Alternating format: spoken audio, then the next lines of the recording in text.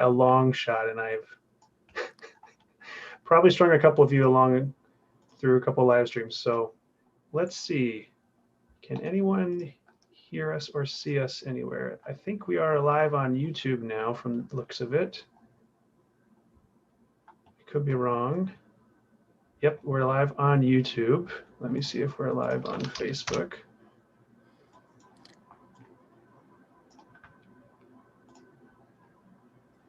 How many people are commented on my live video? Let's see, 6 minutes ago. We have 2 viewers so far. Listening was live. Let me delete this old one. Should be live again here. Live now. All right. Keith says, let's talk Rurik. Holden says, I'm live. Wonderful. All right. Great. So for those who don't know, I'm Kirk, publisher of Rurik. This is John Brieger. He's helped with both campaigns on doing both solo mode design as well as game development and some cultural and historical research and lots of other odds and ends. He even came up with a lot of the shapes for the epic structures in the expansion. Welcome, John. Hi, everybody. So yeah, it's been a really good campaign. We've got 80 minutes left to go, and it's been really cool to just be involved with a second Rurik game. So, I thank Kirk so much for bringing me on, and this was actually my first big end-to-end whole game development job in the board game industry. I'd kind of done some odd jobs. I had some contracted designs, and actually including one with Kirk at the time. But he really took a chance on me, now almost 3 years ago, and bringing me on to work on the original Rurik. And then since then, I've become a full-time developer, and I run a small studio, Brieger Development, and have gone on to develop lots and lots of games. And I thank Kirk for really helping me break into the industry. You're welcome. It's actually kind of funny that games for me is a hobby, but you've been able to connect now with some companies who that is their full-time job. So they're probably your more ideal client, and you were able to start working with a couple other people after we started working. So it's kind of fun. You always start somewhere, and we want to share a little bit more about some of the other projects you've worked on and which other publishers you've helped with besides just us. Yeah, well, one of the other publishers that I work with really regularly is Thunderworks Games. They do the Role Player series, and they're also based in Madison, like you. And the first game I developed for them was from a recommendation from you, where they were looking for someone to work on Lockup, which is also from designer Stan Kordonsky, designer of Rurik. And so now that Stone and Blade is coming out, that'll be the third game that I have done that was designed by Stan, which is exciting too. Stan's a really, really good designer. And so we don't, the development process, we don't always agree, but I think the games come out really so much stronger for it. And so going through that process, especially with a talented designer like Stan, I think is really good. And I always learn stuff. For sure. So you've worked on, what point in Lockup did you come in? Did you come in the early part of it or the later part of development?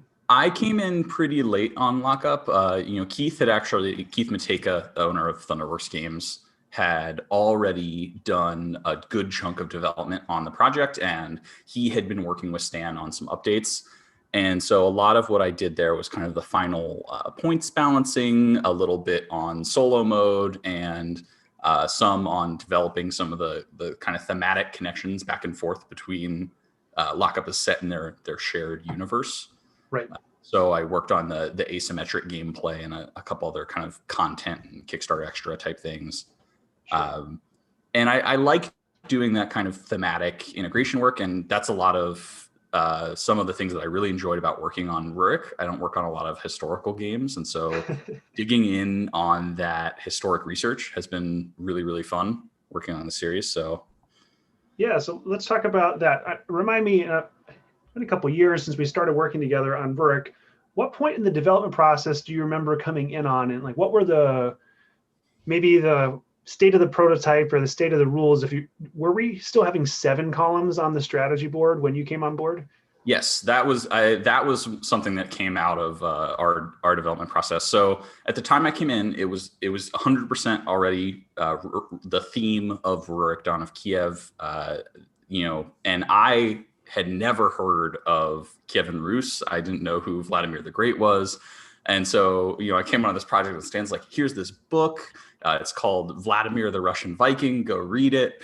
And so I started reading that. And then as we were going, we started looking at, okay, who are going to be our additional siblings in this game? For people tuning in, all of the characters in Rurik, Dawn of Kiev are siblings that fought in a real historical civil war, though not all of them fought in the war. And so this succession war ends up having, we approach it almost like a historical fiction. So these are all real characters, and ideally we were trying to tie their character powers and their personality to something that really reflects what they did in real history. But at the same time, we're not playing out exact historical events. It's not a simulative game. For sure. Yeah, a good example of that would be one of the siblings was in jail for almost 30 years, that being Sudislav, and we put him in the game. So if you were to look at the concurrent timelines, he wouldn't have been available the whole time, but that did instruct his ability, which was changing attack points into muster points, because he wasn't about attacking, in large part because he avoided most of the bloody warfare until he came out later and then was a political threat to the throne. He actually outlived Yaroslav, who took the throne, which is interesting.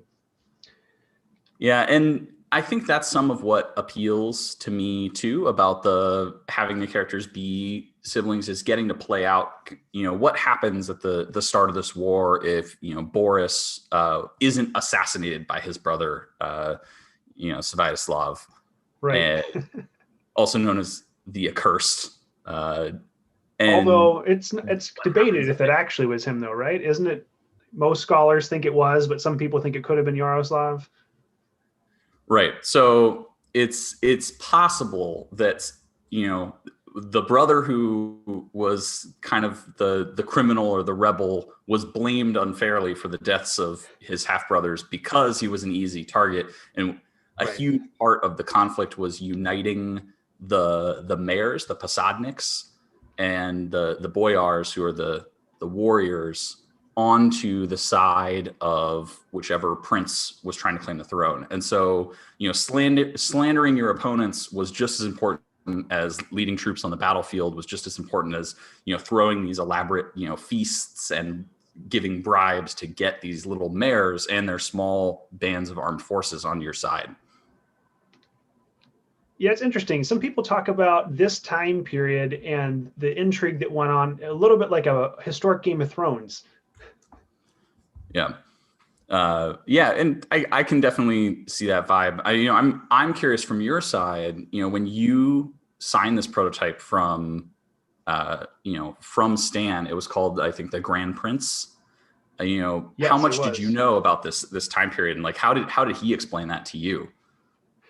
Yeah, great question. So when he first said the title, I had never heard of a Grand Prince. That is a phrase used to designate which of the provinces within Kievan Rus was given, which of the leaders of the provinces the others deferred to. If they were basically quasi-sovereign states within these different provincial areas that all deferred to one central ruler for different political or military items. But this is prior to there being actually many countries in general around the world. They're mostly just were kingdoms and city-states that existed until they didn't.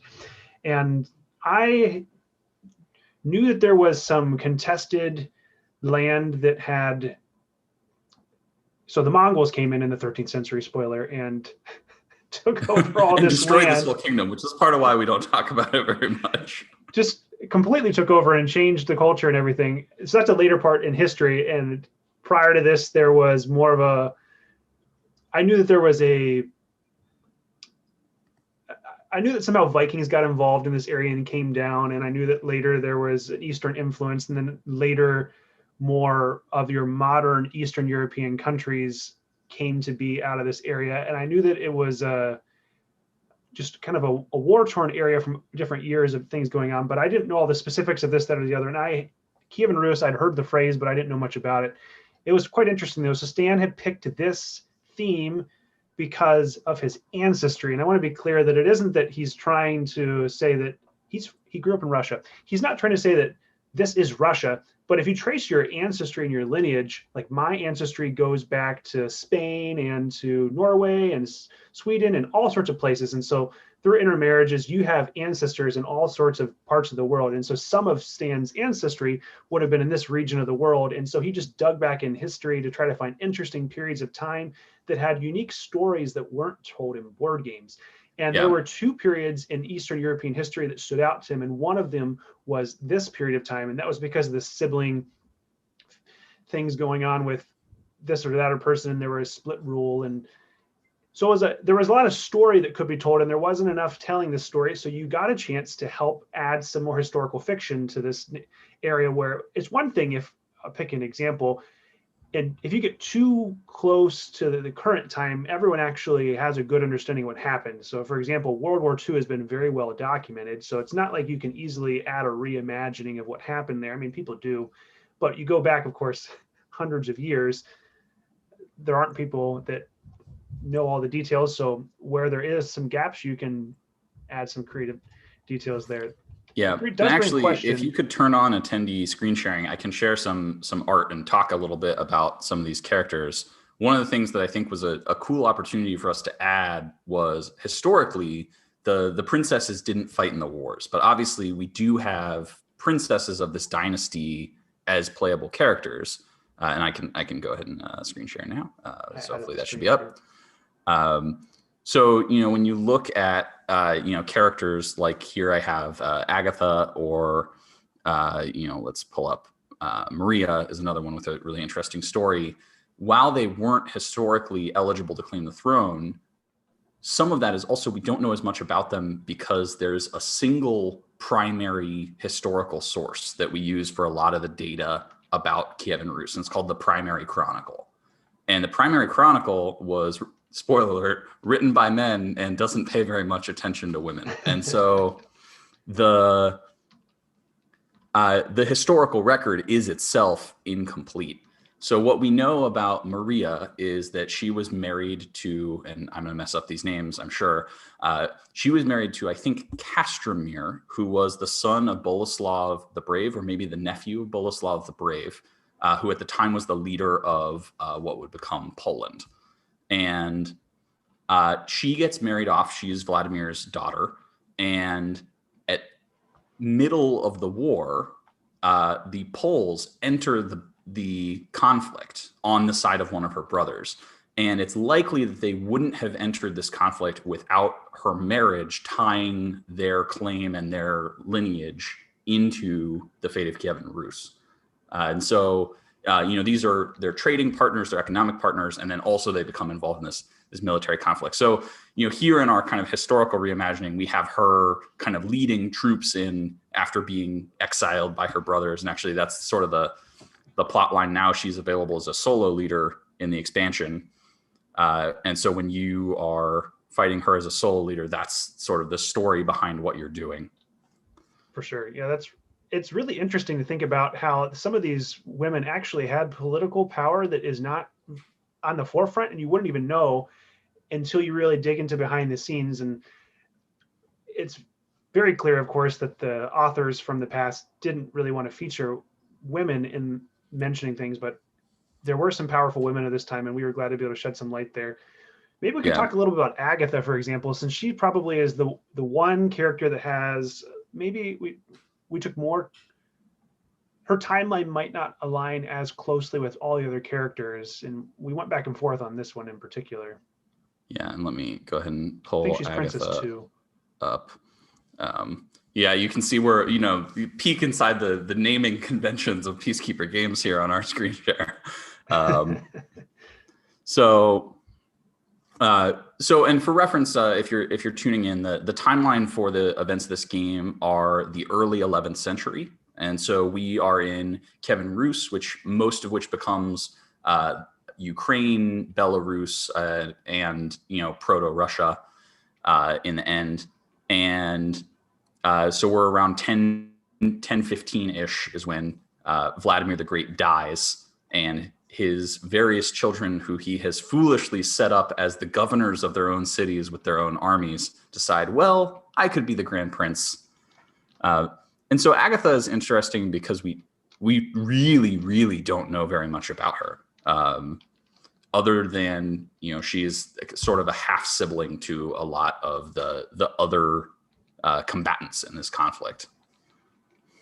Right. And with females in particular, because so Vladimir had about 12 notable sons and about 7 daughters, but a lot of their ancestry and like who their mother was, there's a lot of uncertainty over who was who, and it's a really complicated bloodline. Yeah. But we did, and some of them, the who is assigned historically as their parent is also political, because certain wives and certain peoples that Vladimir married into went in and out of political favor. So claiming that, you know, this is my son from the blah blah blah region might have a different political connotation at different times. And so sometimes they would lie and say that, you know, oh, these 2 sons were sons from the same mother, right, and alter the records. Yeah, it's quite interesting. So Monica had asked how we came to the theme. I think we handled that pretty well. World Football Guide, thank you so much for joining. How much of this story happened in real life? I thought it was just a story of fiction, but Kiev and Rus did really exist. Yeah, this is a true story.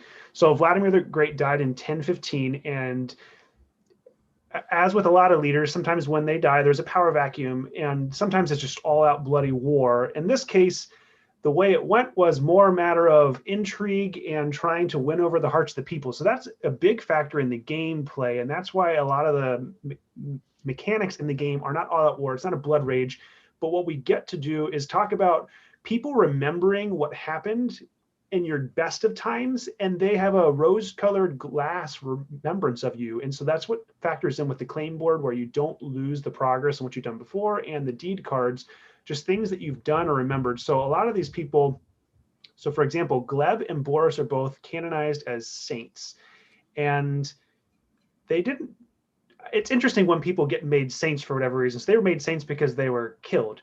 But you have other people that they did some interesting things later on that you're like, why were they remembered so highly? But people built structures. They were able to guard people and protect them and give gifts and favor to people. And so there's like a lot of, they're definitely just trying to win favor with people in different ways, and not just all about exterminating people. Is there different factions of interest around the nation, or not nation? Yeah, and the historical source that I touched on before, the primary chronicle, that's actually sort of what the claim to the throne board in the game is supposed to model. It's actually supposed to be the idea that that's the chronicle of your leaders' efforts to win over the people of Kiev and Rus. And so that's part of why we're looking at that in mechanically, that kind of high watermark of what's the most territory ruled, what's the most goods that you had on your boat. Because, you know, again, there's not perfect communication across the land. So having convincing local allies to be on your side and using them to reinforce your power is just as important as winning the big pitched battles where it's my army versus another person's army. Here on the screen, I'm showing Boris, who this was one of the brothers who was generally expected to take over when Vladimir died. He was sort of the heir apparent. You know, most people thought he led a significant portion of the armies. And right as the war broke out, he was assassinated, along with his brother Gleb, who's a playable leader that you can get in the expansion. And he was assassinated by his brother, Sviatoslav, or so we think. And so that's also available in, do we have I don't have the solo leader here, but and then sometimes their parentage is contested. So this is one of the new leaders, Theophana, who scholars are actually not sure if she was or was not Vladimir's daughter. I lean on the side that she was. And she was married to Ostromir, who was the posadnik or mayor of Novgorod, which is one of the kind of important cultural and historical centers at this time period. And in his sort of like gospel that he had commissioned that kind of chronicled his deeds, he listed her as the daughter of Vladimir and Anna. Anna was a princess from the Byzantine Empire, which would make her, one of the most noble birth of any of these children. And so Novgorod was actually a republic, which gives her and Ostromir sort of a different political leaning and a slightly different set of goals than a lot of the other siblings. And we tried to kind of bring in some of the more interesting elements of the culture of Kievan Rus with the epic structures. And so part of our work on the expansion was bringing in new elements of, here are buildings that were being constructed at the time. Let's see if I have wood. Yeah. So here we have epic structure building. So as an example, and I'm going to murder this pronunciation, I think it's pronounced the Vesh. It might be the Veshe. I'm not sure. This is kind of like a town square bell. And so it sits in the middle of town, and you ring the bell and you basically summon the town council as part of the goings on of the Republic. And so and I don't know if I have a epic structure card for this, Cards Tarot.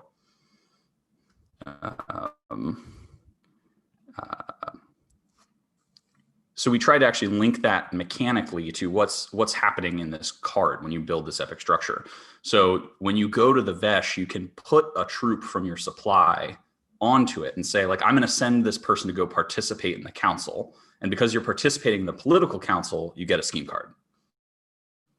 And so being able to deepen that kind of, here's a real piece of culture that was interesting and notable about this time period, and then connect that back to how does that work in the mechanisms of the game that Stan has built out? How does that work as part of this whole expansion in this epic structure module? This was one of the ones that was designed during development. To me, is a really engaging and fascinating part of this process. I agree. I was just updating. Some people asked me to share the link, so I was just doing that here. Matt asks about the modern day obsession, or talks about the modern day obsession with the equal representation of male and female characters or different races, and talks about how that sometimes distorts accurate historical representation.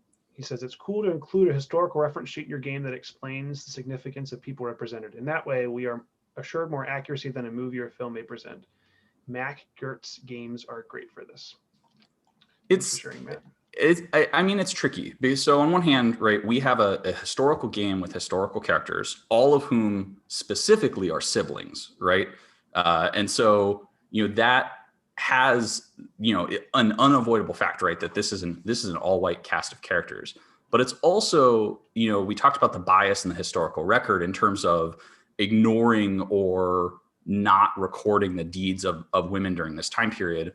And so the fact that while these princesses were not considered eligible claimants to the throne and may not have led troops in battle doesn't mean that they weren't historically very politically influential and important. And so some of it is, as a creator, I think people sometimes make a choice about how they represent a time period and then justify it by saying, well, it's historical accuracy. But the truth is that this conflict was actually fought by people of a number of ethnic groups. And while these leaders are all siblings, you actually do have a lot of Turkic peoples like the Pechenegs and the Khazars fighting in this conflict. So the idea that just because you have a game set in, medieval proto-Ukraine, proto-Russia, Kievan Rus is the empire, that all of the characters are kind of big blonde Vikings, Russian white people is fundamentally historically not true. Yeah, it is quite interesting. So someone was asking, World Football Guide, I apologize, I don't know your real name other than your screen name here. You asked, how did the story end in real life? Which of the characters took the throne? And you want to answer that, John? Yeah. So let's see if I can pull up their cards. So the winner, as most of history records him, is this man Yaroslav, who later gains the epithet Yaroslav the Wise. Here he's shown, holding up his code of laws. But interestingly, what I think is less recorded, there's lots of statues of him in kind of across Ukraine, is that Mislav, presented here with my favorite little borzoi, Sighthound, actually fights Yaroslav to a standstill, and they split the empire for a period because they basically we're brothers, we can share. And it's actually only once Mislav dies, it's not a military conflict, that Yaroslav actually takes over and becomes officially all of Kievan Rus is reunited under him. So really Yaroslav is the winner of this conflict, but in terms of the end military result when the conflict ended, it's sort of shared between him and Mislav. And then going back to actually the Khazars, who I mentioned earlier as one of the other kind of ethnic peoples in this group at the time, that's actually why Mislav came into the war so late, is he was off on a campaign against them fighting, I'm going to mess up this name, Georgius Sul, who was the last kind of Khan of Khans of the Khazar bands.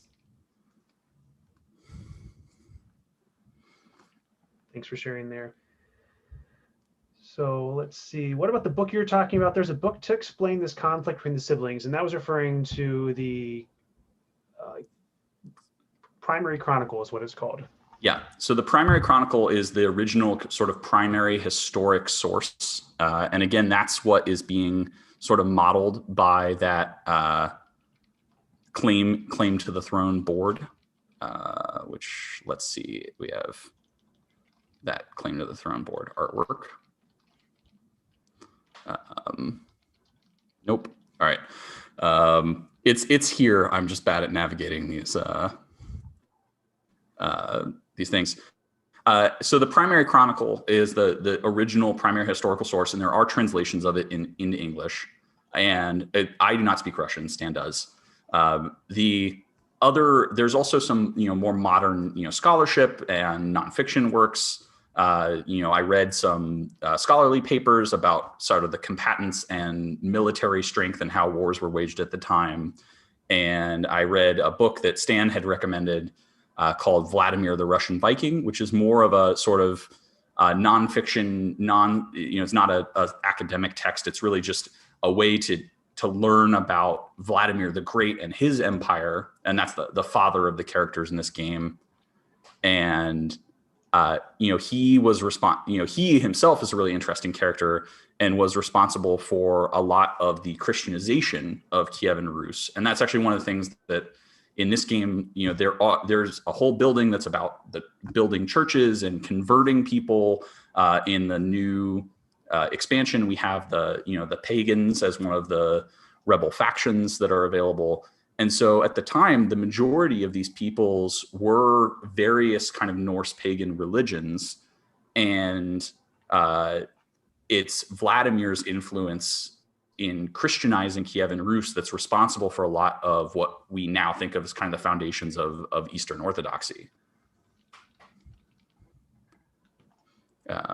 Just check in on the Kickstarter here, bringing up the page. So I think that's part of what, if you have a chance, it's called Vladimir the Russian Viking. It's definitely an interesting read. He was pagan, right? And it was raised pagan. And there was actually a point at which he was the ruler and was shopping for religions. And this is recorded in the Primary Chronicle.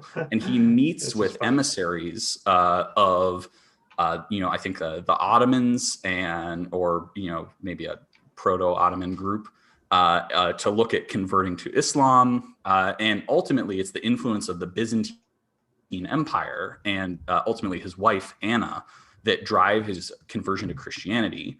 And he marries her and becomes Christian right at the same time. But and there's some scholarly speculation that it was a political move to convert to Christianity to gain such a powerful trading partner. Right. But in the end, he really does sort of stick to his guns. It's not a purely political conversion because he works to really build churches and convert the populace across the land. Do you want to share why part of the reason he chose Christianity was? Do you remember that?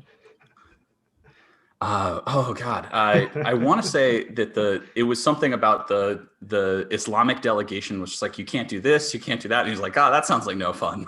Yeah, he was really concerned about being able to drink alcohol, and Christianity allowed him to continue to drink. And he knew that making a big wholesale change to culture by saying no drinking would not be as popular of an opinion. So it sounds like he bought into that modern Christian, I can't call it modern, whatever the Christianization of that time was, he bought into that mantra. But as part of the decision set was, we don't want to give up alcohol, so we can't be Muslim. I just found that was interesting how that factored into the decision. Yeah. And I think the fact that he was already such an important political figure before he converted made the whole process very different than there was not really religious freedom as much as at the time. It's just everyone inside a unified state was primarily sharing a single religion. And so when the head of your state converts, there's also that puts a ton of political pressure onto the rest of the structure to convert to whatever their religion is as well. Right.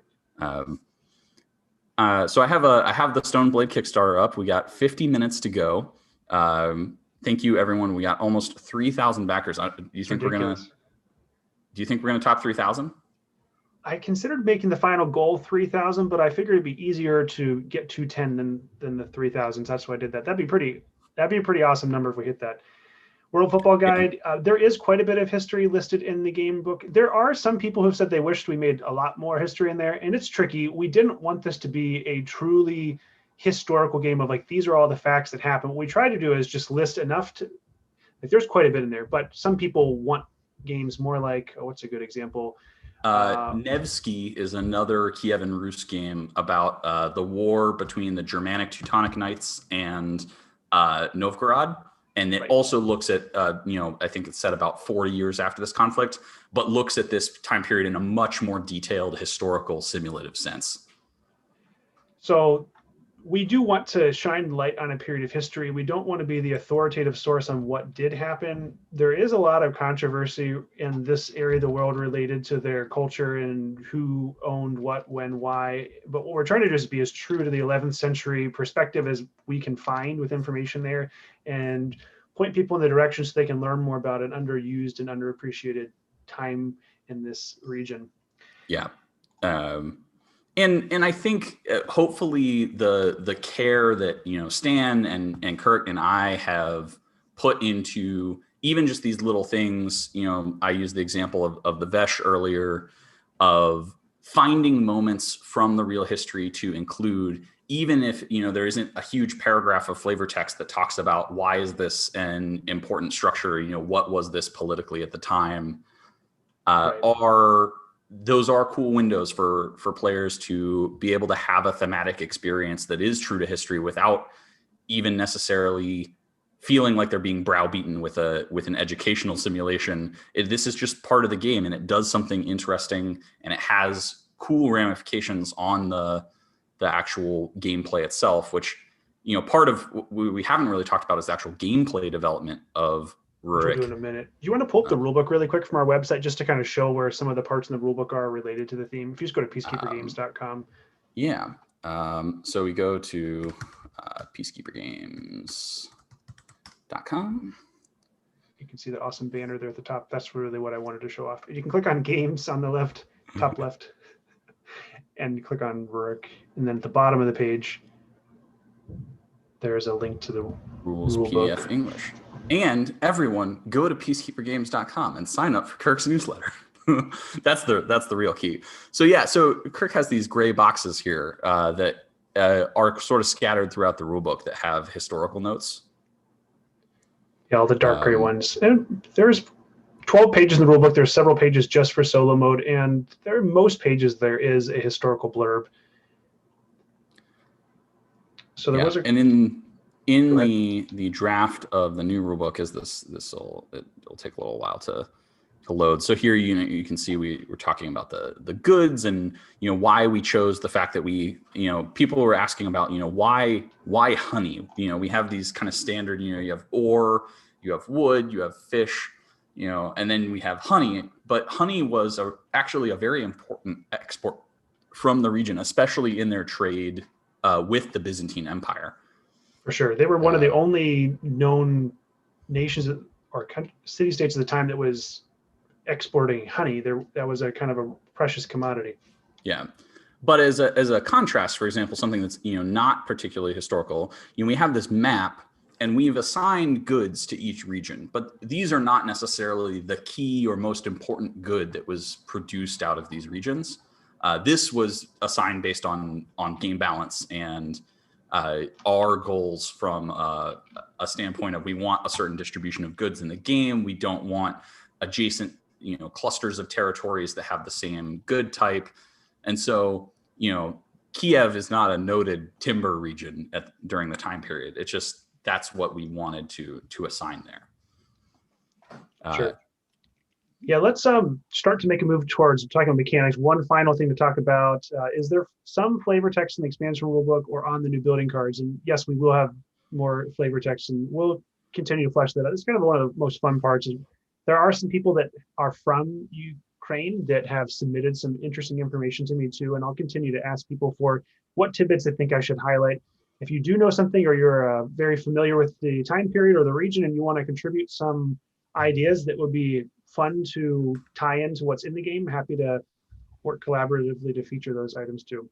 So let's talk about gameplay here. So just one quick question. Someone asked Monica said, how many number of solo mode AIs are there? We added 3. One was a stretch goal. So there will be a total of 4 playable, you don't play as, but you play against 4 different AIs in the solo mode. Let's talk briefly, and Mountain Pony, we'll get to your question about auction programming. Actually, maybe I should talk to that really quick. Auction programming mechanically does fit into the historical conflict in that a lot of times what they did is they had to do a lot of political or social manipulation to get what they wanted. And so the concept of your advisors doing things for you, it's kind of like a 2 steps removed from something happening. You wouldn't be the one always carrying something out. You have messengers or other individuals who will be on your side that would help you do things. For example, the triple assassination that Svinopolk is assigned with having done, he didn't actually physically kill them. He had his servants or people that were in his camp that did these assassinations for him. So these advisors are representative of just kind of workers or people that would be on their team and doing things for them. So there's a bit of a jockeying on more of a grander scale of making power plays, and then things happen downstream from it. So there is a bit of a hook. And similarly, when we talk about acting across a distance, and this is, I think a lot of different war games, not that I don't really think of Rurik as a war game, but have tried to model this in different ways. The communication is not perfect on a battlefield and is especially imperfect in, 11th century Kievan Rus. And so when you say, oh, let's go attack, that's a really delayed action between when you tell your war leader to go raise the army, go gather the right locals to join you, go to this region and attack my enemy. There's a huge delay between when you give that order and when the battle actually happens. And right. And that's generally true because communication during this time period is incredibly slow. Right. That being said, it's also just a really, really cool mechanism. And that's one of the things that struck me as a gameplay developer when I started on this project was on the original Rurik, we did do quite a bit of development, and Kirk did some before I came on, but the core of this auction programming has remained pretty consistent because it is so compelling.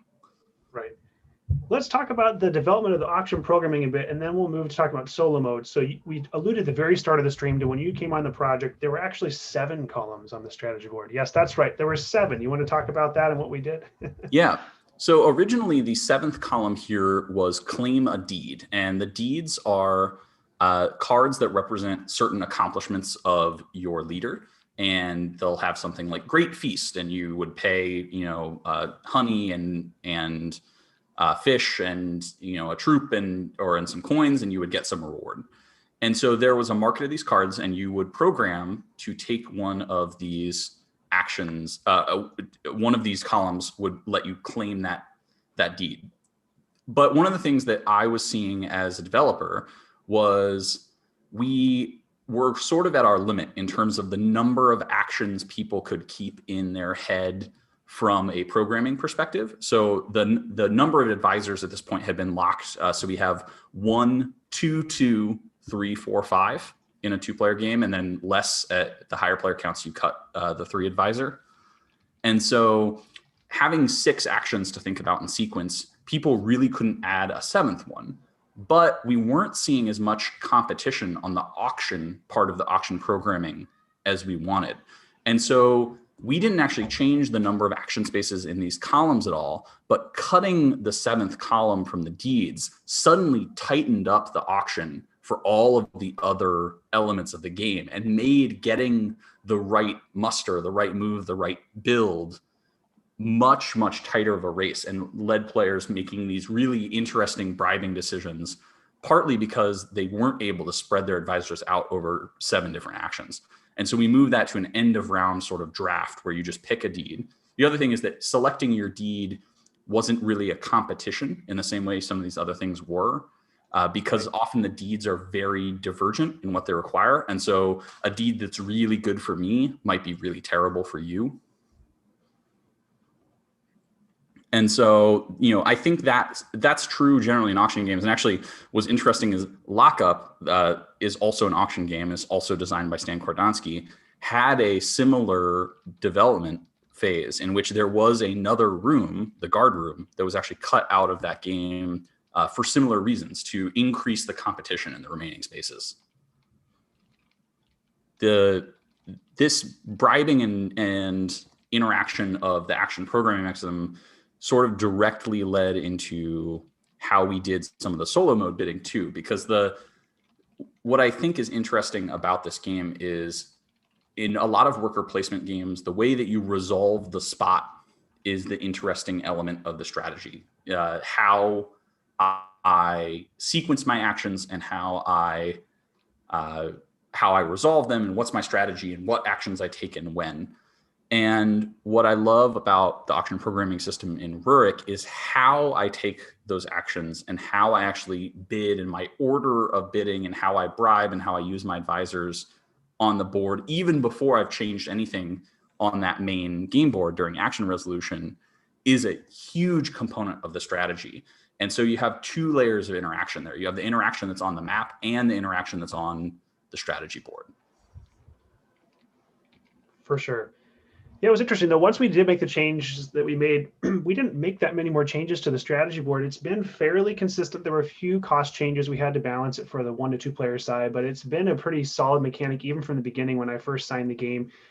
Let's talk a bit about how you had to wrap your head around, how does the solo mode AI factor into this programming? And it's a 2 halves of the game. You got the programming side of things, planning your moves, hoping that they work out, and then resolving them. And they are very different parts of the game, but if you're familiar with Robo Rally, which is one of the first games of movement or action programming, which is a really chaotic game, this one isn't a chaotic game like that, but still, your best made plans don't always work out. And in the second half of the game, things can sometimes not go your way. So tell us a little bit about how you thought about what the solo leader or the solo AI could do, and how you came to this. These are called rebellion cards, how you came to this model. Yeah. So in the fiction, the solo mode is the rebellion against your leader. And so in the base game, it's led by Spiedapolk, the Accursed. And the sort of meta fiction is that you are putting down his rebellion. And historically, he was jailed for leading a rebellion against his father, Vladimir. And for me, as a solo mode designer, I knew that I wanted the solo mode not just to challenge you on the main board, but to be participating with you in the key interactive element of the auction programming, and being able to interact with you on both of the key touch points of the game system was definitely a challenge. We tried a lot of different things. The other thing that we wanted is to sort of make it feel like it was responding to you as a player. It wasn't following a script, and it wasn't completely random. That the way that you played and the results of your effort to put down the rebellion would change the way that it worked. And that's what we call the priority system. So on the screen, I have a sample rebellion card. And down here at the bottom, we can see the 3 priorities, which are all represented in symbols. They do actually have names. And originally, the first prototypes just had the names on them. So first, and what was the development name of this one? Maybe I should go in the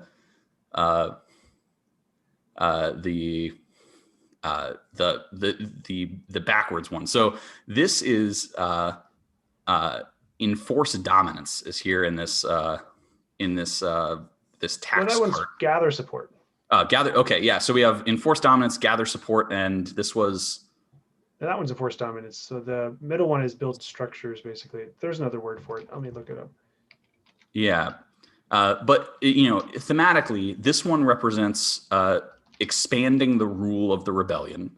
The middle column represents kind of enforcing your rule, and the last one represents gathering support from the people that you rule.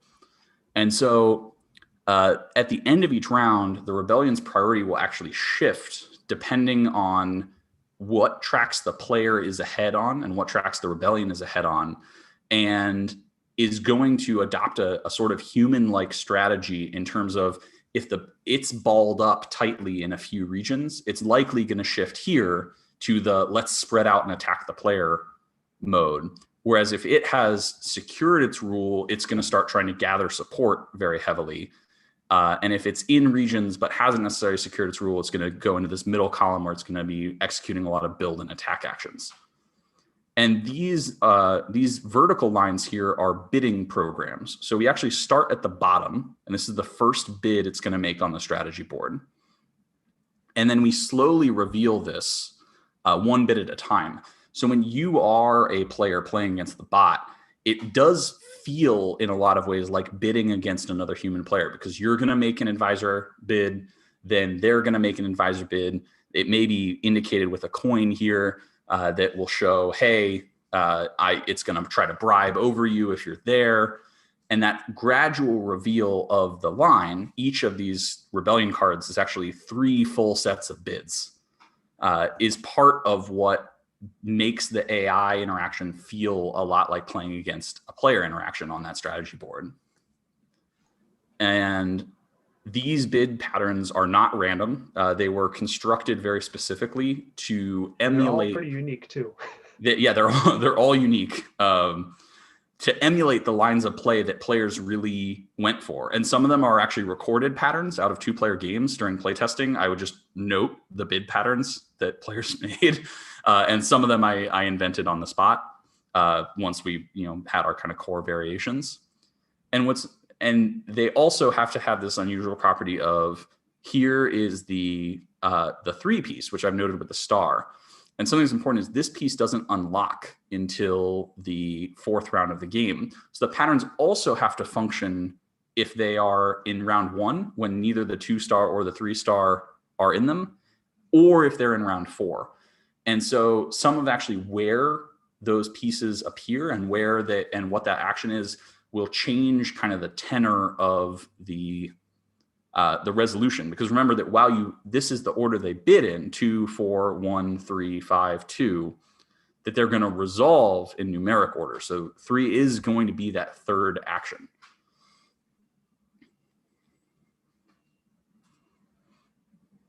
One thing that's really interesting is you've done just such a good job of making these actually feel like an interactive opponent. I've watched a number of solo live streams, and in almost every solo live stream I have watched, and one of the first 2 turns when they're explaining the game, the AI will almost always counter bid the players to mess them up exactly what they wanted to do. And it's funny because there'll be like this awkward moment where they're like, uh-oh. And like I just got outplayed by a card. So it really is, I mean, and I know that these people, for example, Ed at Heavy Cardboard and Jeremy at Man vs. Meeple, this both happened during this campaign. Neither of them stacked the deck either. They shuffled it beforehand, and you could tell they were just floored, like, wow, that was just really unfortunate. And in one of the cases, I think Ed ended up winning on something tight at the end, but they had a profound impact on the game at just the right time. So, I mean, there is some really crucial decision making that you have to make, knowing that it's not just random on what the AI will do later. Yeah. And and let's see, do we have the rebellion leader here? Is that Prince 5? No, he's Prince 2. It would be Prince 2 alt. Prince 2 solo. Got it. And so the rebellion AI has 3 parts. So we have the rebellion card, and then we have the rebellion solo leader, of which there are some new ones included in Rurik Stone and Blade. And hopefully this image will load. And each rebellion solo leader has a unique power that's also going to lend a little character and theming back to its side. And of course, now this image doesn't load. And that's also part of being able to, do we have a household map backs? Yeah. Let's try to pull up one of these. That's also part of being able to lend some of that theming and that personality back to the AI. And then the last is these household map backs, and those priorities I mentioned are the general line of strategy that the solo mode is going to pursue. And each household map back, there's 4 of them, and they have varying difficulties of AI. Also start in the different priorities and have different bonus actions that they can unlock. And I apologize, for some reason I cannot load this to screen share. I might be having internet issues here. There's a chance it's just a larger image. I was on mute there. Yeah, I mean, these are also like the original, these are the actual game source files. They're very large. No, they're not, but it is a large PNG though. Oh, there we go. This is a very hard AI board. Good luck. So the AI, and this is kind of part of the general solo design philosophy. The AI doesn't do everything that the human player does, but it interacts with the human player on every point where playing against a 2-player game would interact with you. And so, here when we have this rebellion mat, the AI does not take scheme cards. It doesn't do deeds or agendas or accomplish any of the kind of bonus or use conversion tokens, any of the kind of bonus actions that the player can do. But it does have a bonus action system of its own, which are these circles here. And these begin the game covered up with coins. And when the rebellion takes certain actions, generally scheming, it's going to remove one of those coins and unlock a new bonus action. For the rest of the game, if I'm in, over here and I attack, I get this one, which this AI starts with, plus any of the unlocked attack bonus actions I have. And which bonus actions it unlocks are also going to be tied to its current priority. So again, the way it's pursuing its long-term strategy of upgrading and engine building is even tied again to that personality and responding back to player actions. And so here, this one is going to start in the build priority, but others might start in the move and attack priority or the gather support priority. So you get now, with the expansion especially, you have 4 of these AIs that drive this priority system, plus is it now, are we at 3 solo leaders or 4 solo leaders with the expansion? We unlocked 3, so we'll have 4 total you can play with. Yeah, plus you can mix and match those 4 AIs with the 4 different solo leaders for quite a lot of variety and kind of the flavor of the AI that you're facing. And let's see if I can pull up one of the new solo leaders. So the new solo leaders are a mix of leaders from the original game, alternate versions, and leaders that are included in the new game as well.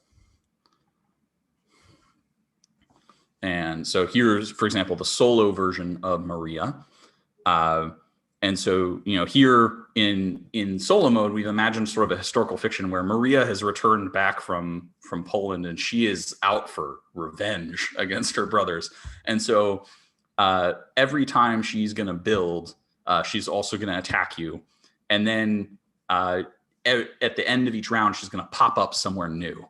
So these inheritance cards are a new element in Stone and Blade that not only give players some asymmetric starting conditions, but also can be used to select random regions because they each have a region name on them. And so we use those in a couple different ways. We use them with the Rebel Factions module to randomize spawns of new rebels. And we use them in the solo mode to give another way to randomly move leaders. That was kind of a fun thing. People wanted the Rebellion to do more, and it's really tricky to not do a full-blown AI in a multiplayer game and do something in middle ground. But we did realize that really it was about putting more troops back on the board so that they just kept coming and being annoying. So that was kind of fun that we were able to come to that. There was a question related to solo mode while we're at it. Are there any big changes to solo mode, or is it only a few rules clarifications and the addition of rules to include the new buildings? That's a long question. So are there any big changes compared to only a few small rules and additions to the new buildings? Yes. So there is one major change, and this came from when we were looking at the solo mode. We've had a very positive response to the Rurik base game solo mode.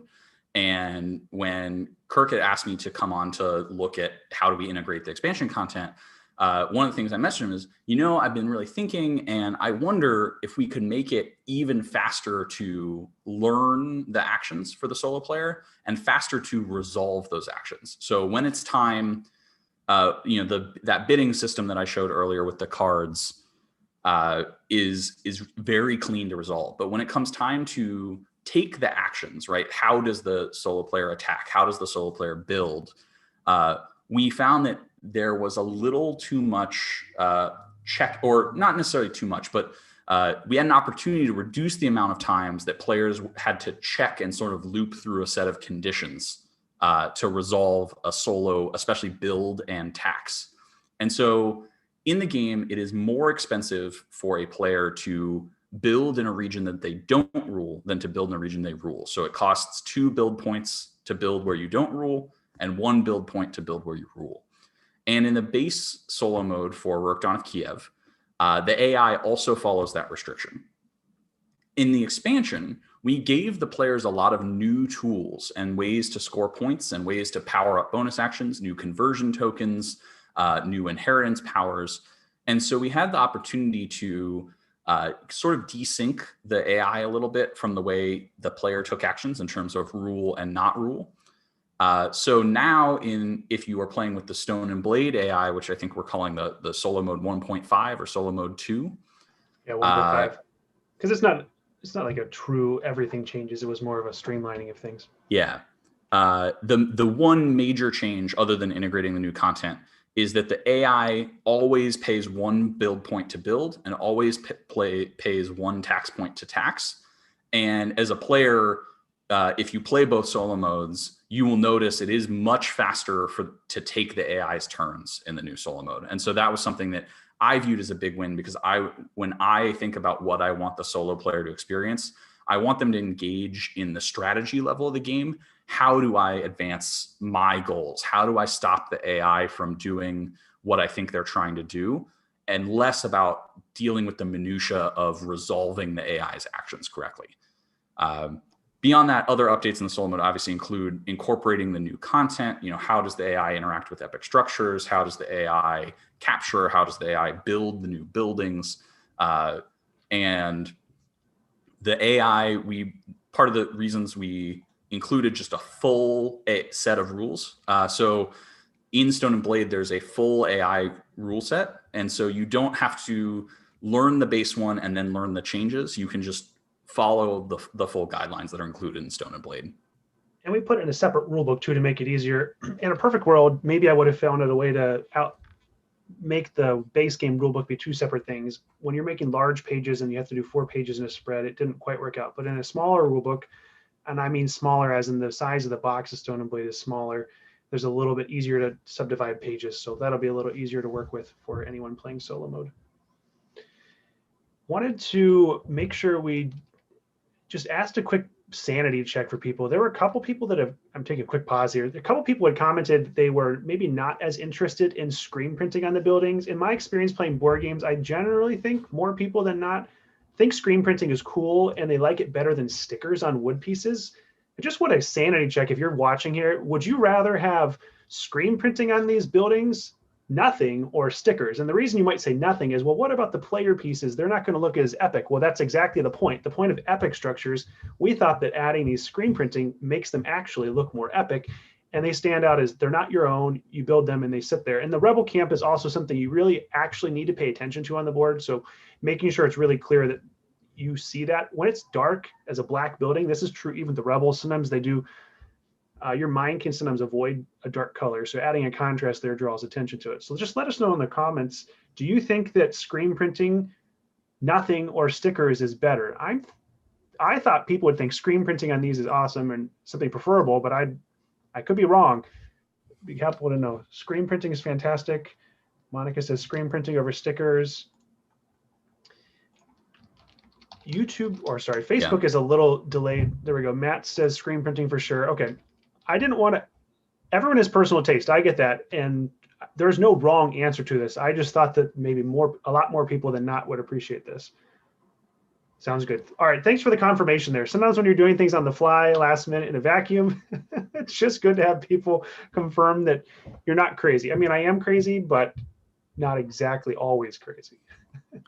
And actually, while I'm talking about craziness, at the beginning of the campaign, I talked about my celebration for the campaign funding was to build a Lego set, and I did build that.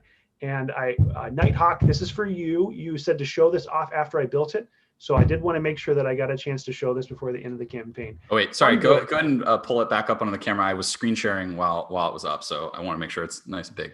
I'm nerdy. I like Legos. I like Star Wars. So Star Wars Legos are pretty awesome. Now, this is really random, though, but there's lots of colored pieces in the middle of this just to make it fun while you build it. Nothing related with board games, but I did want to follow up on something I said I would do for one of our backers. So, you know, I feel like everyone has their own little traditions. You know, like I at almost every Kickstarter launch, I make myself a playlist of themed music, and, you know, that I listen to as launches start. That makes sense. Now I have the comments up, and Holden Kim a while back said, "Too many Vesh, not enough Gundams." You know, that's something that is interesting, is because people aren't as familiar with this period of history.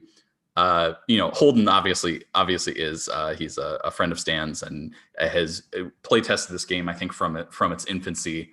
But you know, something that we have in the past actually gotten requests and comments for, like, oh, like, what if there were, you know, wandering dragons or, you know, monsters that, because there are so many games that kind of treat medieval history as kind of this loose fantasy mishmash playground. And so one of the things I really love about Rurik is that, you know, while it's not a simulation, it, you know, does take that theme seriously, and all these elements, even some of the really subtle ones, like the buildings that are selected and the way that their epic structure powers work, are call outs to specific historical moments.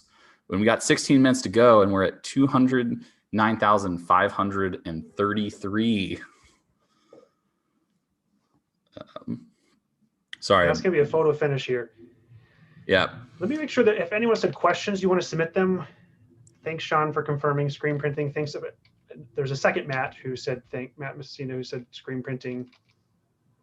And John said he likes setting these apart from the basic structures. Any other questions you want to submit to us for John or for myself? We're probably going to have to actually wrap up a few minutes before the end. I have to make a couple changes to the Kickstarter page before it locks. Once the Kickstarter campaign ends, you can't make any changes to the page at all. So I have to change something on the top, and I'm going to probably need to update the stretch goal graphic to say that we unlocked it there. I think we're going to get to the 210, which is awesome. Thank you for designing and including the solo mode, one of the best AIs in board gaming, in my honest opinion. And hearing about even these minor changes of the how and the why is exciting and super interesting. Thanks, Mountain Pony. Yeah, John, you've done a great job on all that. Yeah, thank you. That makes me feel good as a solo mode designer. If you want to check out other solo modes I've done, I also did one for Stan's game Lockup, which is another auction solo mode done in a very different way. It's almost sort of a press your luck implementation of that game. And I did the solo mode for Cartographers, a role player tale, which is a beat your own score solo mode. It's not an AI, but one that players I think have found quite a lot of enjoyment in. I have reports of people playing literal hundreds of games solo because it's such a quick solo game, 20, 25 minutes. Yeah, that's a really different solo mode to beat your own score. It is a true beast to make an AI that is responsive to you and plays well. I mean, there's both sides of the equation. You could love it because it feels like a real opponent, and you could say there's too much upkeep and overhead. At the end of the day, if you don't want upkeep and overhead, you pretty much have. There we go. We passed it. Great job, everyone. Hey. Thank you. If you don't want overhead and upkeep, at the end of the day, you're probably playing more like a beat your own score solo mode. So to each their own. People can do this, people can do that, and that's the beauty of games. There's something there for everyone. Yeah.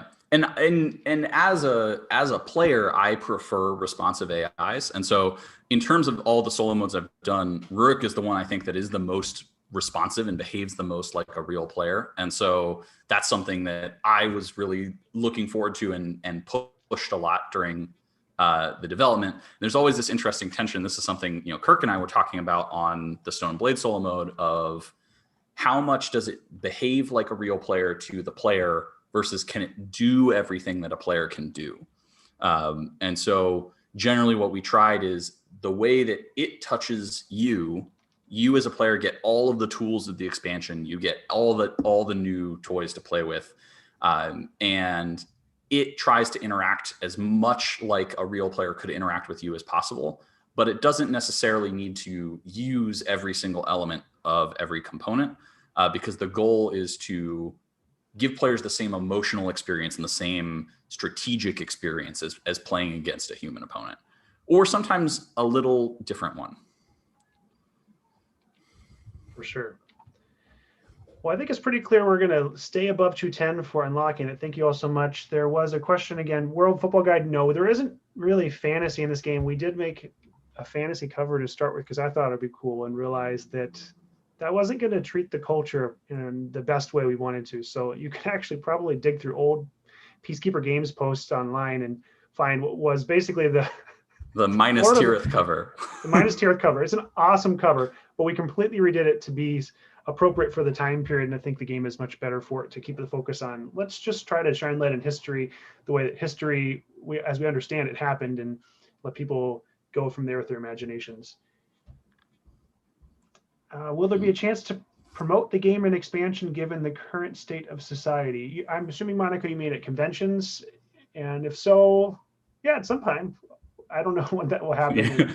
Yeah. Actually, the funny thing is 2020 was the year that I was taking off from conventions for family reasons. And then lo and behold, the rest of the world took off the convention season with me. So a lot of people saying, oh, I'm going to miss you at conventions. I'm like, yeah, I just need to take more time off for family. And then I wasn't alone in taking off convention season, ironically. Yeah. I, as part of my work as a freelance developer, attend a lot of conventions. And so I think I'm on, canceled convention number 11 or 12 for this year at this point. But, some of that is taking time off of conventions is, I think probably a good decision, even if they hadn't all been canceled this year. They are grueling. And so some of it, is as a fan, it's always really exciting. It's really exciting as an exhibitor too, but their time away from your family, they're generally very long days standing on your feet or like half standing if you have a stool or chair or something, and they can be, shockingly, as board games go, very physically taxing on your sleep and health. And actually, the last two major conventions I went to, I had serious injuries at the conventions that limited my ability to stand up effectively. I kicked the corner of a wall really hard. Stan was there at Origins, and my toe bled. He's a nurse in the ER. My toe bled more than any toe he's ever seen before. And I had to go back in the floor the next day and had to try to prop up my foot behind me, like in the air, so it didn't put as much pressure on it. And then I really wrecked my knee at Gen Con 2018. And then the next year when I went back to Gen Con, I was there for a day, but I still did something to my knee. And so it's just a good reminder sometimes that you got to slow down and take care of yourself. And I mean, they may have just been freak things that all happen, but conventions do require a ton of standing and standing on cement floor and things that are not super supportive for you. Yeah, bad luck. Yeah. Sander asks, besides a possible 5th player and big box, do you still think there's something to add to the game for an expansion or more different modules to mix and match? For me, it looks pretty complete. Yeah, so I don't want to make any promises on Kirk's behalf, but I can share at least some of the areas from a module perspective. I think we have really a lot of the modules that we think cover huge new areas of the game, especially deepening warfare, deepening building, the inheritance cards and the asymmetry there are big new things that we wanted to add in this expansion.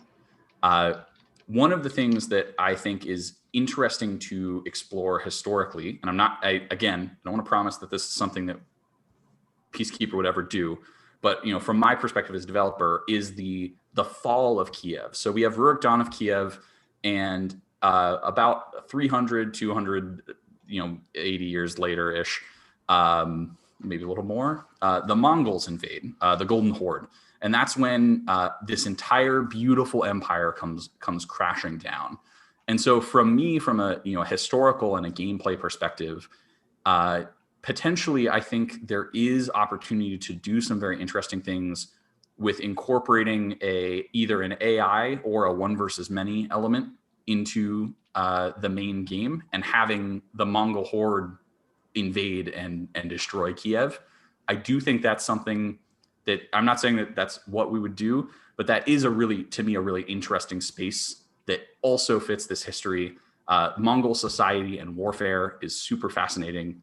And so that's also a really cool opportunity to explore something new historically as well. I don't know, Kirk, if you have thoughts there. Oh, it's all too soon to tell. The main thing is 5th player and making a big box so we can put everything together, and we'll kind of fill in the gaps. I assume we'll probably add 1 or 2 more rebel leaders at a minimum and see what else the game might need. I mean, frankly, 5th player alone is going to require some reworking of the strategy board, and there might be some more things that come naturally, but it is a pretty full game experience at this point. And we'll get some feedback from players. If you start playing the game in Tabletop Simulator with the expansion or Tabletopia and you have any ideas, feel free to submit those. We should wrap up here. I got to make a few more changes. Any other questions from the comments? Thank you all for your support. Yeah, and that's something I think the game from a play perspective to me feels very complete, and so were there to be another expansion, I think we would both feel pretty lucky for there to be one. Some of it is figuring out not just making a new expansion to make one, but why should that expansion exist, and what do we want players to experience there? And hopefully Stan is really the designer, and hopefully he after seeing kind of the response to Stone and Blade will have something cool cooked up for everybody. Well, Stan is not the only one in the equation too. We're not publishing games super often just based on family. We're just trying to keep family life in balance, but we are not saying that the game is done. We do think there is something more we could potentially add for a 5th player, and that would be something we'll consider for the next project or something in the near future. But more to come when we have something to share on that. No promises, but anyways, let's see. Any last questions we should answer here? I just checked on Facebook. Let me check on YouTube. A big box would be nice, but I assume the expansion content, if you don't sleeve, all will fit in the base game box. If you do sleeve, there's going to be a few cards that won't fit in there. So you could keep the solo mode cards separately, for example, and make it work. Yeah. Though I will say, if you want to throw away your expansion box, you miss the opportunity to push them together and have that cool panoramic art. And the other thing is that the plastic trays will all work together in the big box. So you definitely, if you do consolidate, you want to still keep those in a closet somewhere. Yeah. Well, we should wrap up here. Thank you all so much for your time. Thanks, John, for discussing with us. And I really appreciate all you've done to help make Rurik an awesome game. And thank you all for your support. This has been an incredible campaign. Yeah, I mean, I feel super lucky to be able to work on a game that I enjoy, still this much after 2.5, 3 years of working with you and Stan. I thank Stan for designing such a really cool and interesting game, and introducing me to this period of history, which obviously I've now spent a lot of my personal time learning about. And thank you, Kirk, for bringing me on not once but twice. And I'm so excited to see Stone and Blade doing well, and for backers to be here and be excited about this campaign. So yeah, well, thank you so much, John. Glad to. You're welcome. And thank you all. We'll talk more in the comments or via email. Thank you very much. all right, cheers.